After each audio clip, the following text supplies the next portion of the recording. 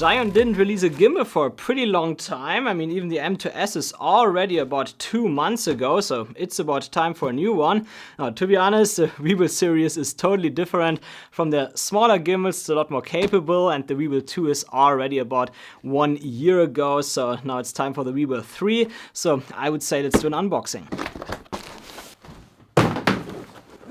Here we have the tripod inside. This compartment is so big you could easily fit a camera body and 2 lenses inside if it would have separation. We have accessories here, the quick release plate. Yeah, there's really every cable you need included. That's great. And what no one reads, but we probably should, a manual. That's it for the lower part.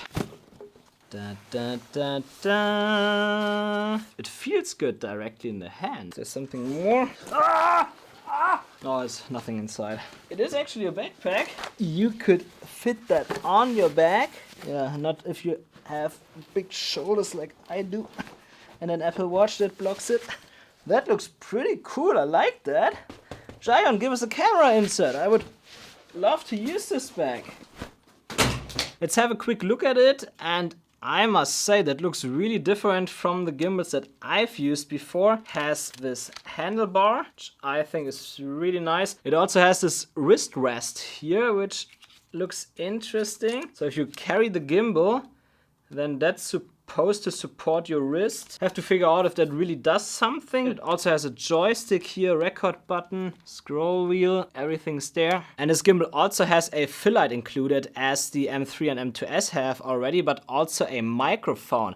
Really curious if that microphone is any good. We will test that. It even stands perfectly already. You don't even need to have the tripod. They also say that they improved the locking mechanism. It definitely feels solid. If it's like a big improvement, I don't know. I'm really curious about the quick release plate, because they claim in the manual that it's like a one-time setup. You only set it up once and then you don't have to balance it anymore or so. It's again with like 2 quick release plates, where you have the long one now that's on the gimbal, and you also have this smaller one that comes on the camera. What I like though is that it has this magnetic wrench here included that's under the gimbal, like here, and you can use that to quickly mount it on your camera. Let's balance the gimbal quickly. Oh, yeah, that was easy. It seems like that's nothing for this gimbal. That's crazy. I think I never balanced the gimbal that quick. Like, you see, it stays perfectly where I put it. I would say let's quickly talk about the new features that this gimbal has, and the first one that you'd notice directly is that the top handle now moved to the left compared to the other Weebills before, and that allows you to change the position of the top handle. Like, I can adjust the angle here. I think that's really good, because sometimes you want to hold it a bit differently. Also, because you usually carry it with the left hand, it's also a bit easier to grab now, I think, is usually you grab in the middle and then the camera turns around, and yeah, like having that to the left feels a bit better in my opinion. And the next change, as you can see here, is also the wrist rest. That's a weird name, yeah. So you can also adjust the angle of that, and then you can rest the wrist on it. And we also find 2 other new features here at the front. There's at first the fill light that we already know from the M2S and the M3. You can turn it on by long pressing the wheel here on the side. So here I can change the color temperature. I can make it cold or warm. It ranges from 4500 Kelvin to 2600 Kelvin. That's great. And I can also adjust the brightness of the light. The gimbal also has some light filters included. So you can also attach filters on the light if you completely want to change the color. But I think the color, the temperature change that it already comes with should be enough. So you'll likely not need these filters, but still better to have than not. And next to the light, you also find the microphone here, which we'll have to test. I'm not sure if it's good, but it says in the manual that there's noise cancellation included. That's the cable that you need for the microphone. It comes with a 2.5mm port, which is for the gimbal. You can just plug the 3.5mm into your camera, and then you get audio. And I think new is also that you can now customize the front wheel here and the trigger button to whatever functionality you want. I'm not sure if that's something that I would use, but that could be interesting for many people. Zhiyun also improved the battery life. You get 21 hours now of the internal battery. I will not test it because I don't want to carry this gimbal for 21 hours. And you have the USB-C port here at the front to charge it. And Zhiyun also writes that they improved the stabilization algorithms, so you can also expect that the stabilization is even better. What I'm really curious about this gimbal is if it can hold my 135mm G Master lens, because I really enjoy these zoomed in teleshots with gimbals. It just looks great, especially if you move sidewards, as I did in a previous video already, but with a 75mm lens. So the 135mm would completely bring it to another level. It's the A7S III with the 135mm G Master lens, and it actually works. It doesn't even jitter. And aside from that, you've likely seen the intro already, where we got some off-road motorcycle shots with this gimbal, which we will actually shoot tomorrow. So there I can also tell you a bit more on how shooting with this gimbal is. Let's go.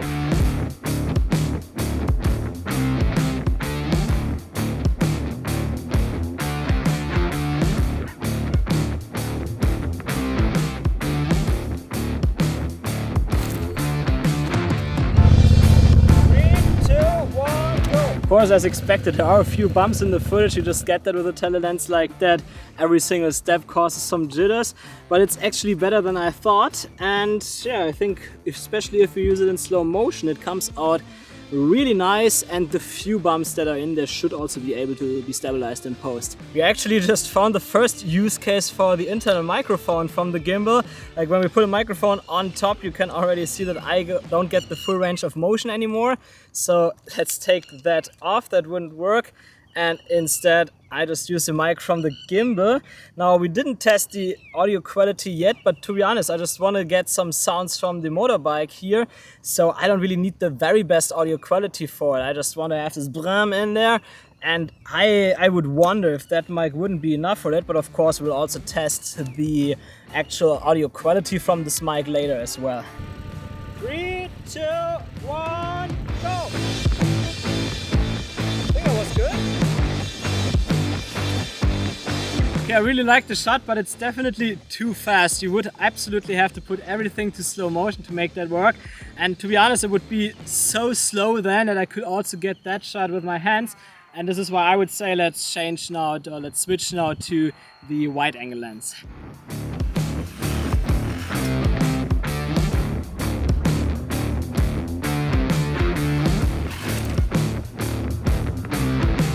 My name is Pascal Basel. Welcome to Jackass 5. Whoa! It looks like it hit the camera. It felt like I hit the camera.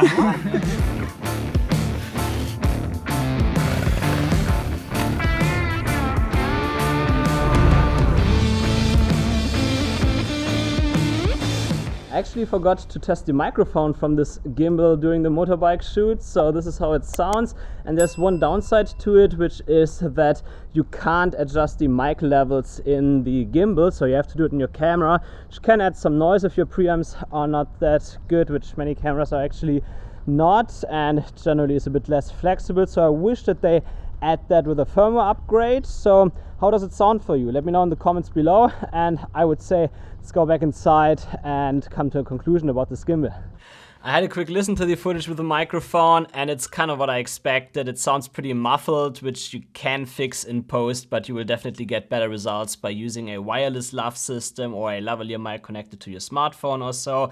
So I would say this microphone is good enough to capture sounds like the motor noise when we got the motorcycling shots, but I would personally not use it for voice. And that's actually the first negative point that I have about this gimbal. There are two more, but it's actually pretty good overall. The next one is that, again, it's a gimbal that is not Arca-Swiss compatible, and I think no gimbal has that so far. I always use this Peak Design Arca-Swiss plates here that are square, so I can use it with a capture clip, I think it's called, and so on. And I would love if I would not have to unscrew that and screw their native plate on it to put it on the gimbal. I would love to have a gimbal that I could just use with the Arca-Swiss plate without having to mount anything. Of course, I could mount a mount plate for Arca Arcus with here on top, but that would lift the camera a little bit higher, and then it doesn't stabilize as well anymore as it would usually do. So if Zhiyun or any other manufacturer can come up with a system that allows you to screw Arcus with plates natively on it, preferably the Peak design ones here, the square ones, that would really be a game changer, especially because then it would make it super travel friendly if it's on a gimbal like that here. So Zhiyun, please give us a gimbal in the future that supports Arcus Swiss. It would mean so much. And another point that might be negative for some people, but it's not negative for me, is that you don't have the foldable screen from the Weebill 2. Like here you can see it's just a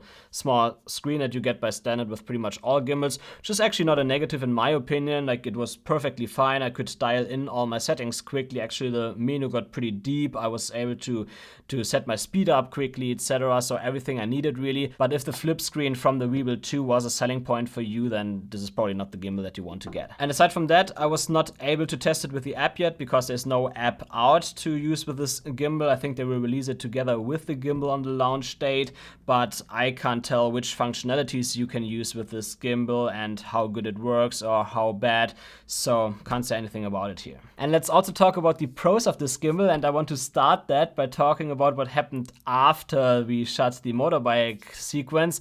We were actually sitting in the car and we talked a bit about this gimbal, and then Daniel was like, hey, wait. We did not have any issues with this gimbal, right? And that's actually true. Like with every gimbal that I ever used before, I sometimes had some issues which was usually due to the limitations of this gimbal. Like let's say you use a super heavy setup and you go into a crazy position with this gimbal. And it happens oftentimes that the motor suddenly shut down to protect the gimbal, or the gimbal goes a bit crazy and you have to restart it or so. And that did not happen with this gimbal. Also nothing else. I mean, it's still a bit dusty. We got lots of sand on the gimbal during the shoot, and it never had any issues. So I can overall say that when it comes to reliability, this is a gimbal that you definitely want to get. There was one thing that we've been worried about though, and that is here with the wrist rest, that when I tested it in my studio, that my arm was usually lying here at the very back of the plate where it's not that soft anymore, so I worried a bit that it could be uncomfortable. But also during the shoot, that was perfectly fine. Like when I was actually holding the gimbal with the camera, my wrist always laid down here perfectly where the soft rubber is,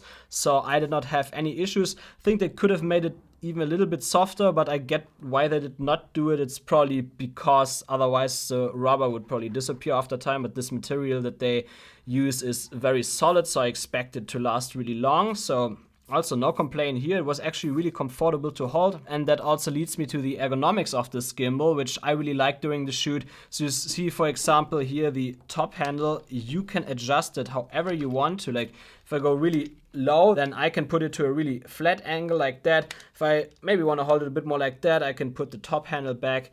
That's great. And what also comes with it is that it doesn't have the classical Weebill design anymore, like it was this L shape before, you remember.